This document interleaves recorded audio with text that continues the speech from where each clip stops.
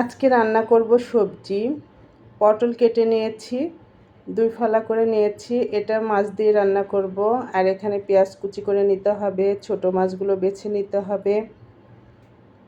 সবগুলো বের করে রেখেছি। আর এখানে ধনেপাতা কেটে রেখেছি, আর মুরগিটাও কেটে নিতে হবে বেছে। সবগুলো রেডি করে নিব রান্নার জন্য।